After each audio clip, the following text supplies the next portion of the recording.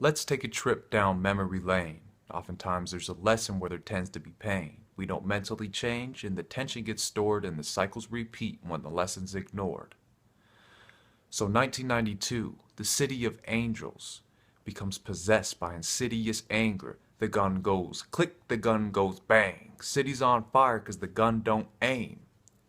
But then a thug had arose from the ashes of the concrete, smashed and put it on beats with passion and sincerity, and offered in his rhymes a voice of therapy in the tupacalyptic times. And where the gavel of the judge missed, he said, fuck this, only God can judge this, poetic justice.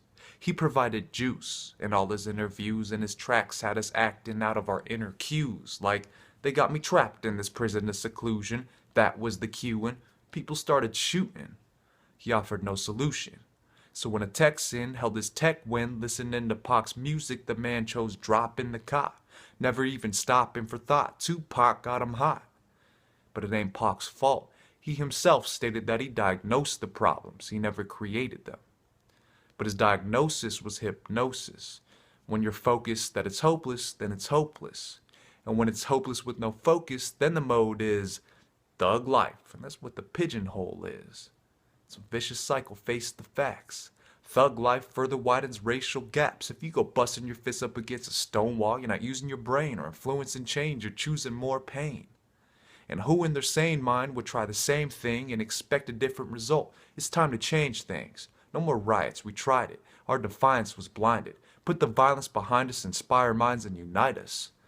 Now I know it isn't easy when we're looking out our windows and turning on our TV and we see the disparity in communities, unequal opportunities, loopholes for white-collar immunity. And suing these criminals don't make a difference. There's impunity for criminals that pay the system. So pursuing these principles of patient wisdom may seem too naive in a cold and twisted system where 1% is stacking Benjamins and Jacksons, and they're the only presidents in action. The masses struggle paying taxes, saving and starving, and we still can't get justice for Trayvon Martin or Mike Brown or Eric Garner, Tamir Rice. The list goes on, and we protest and nothing changes. But keep your head up, even when the road is hard. Never give up.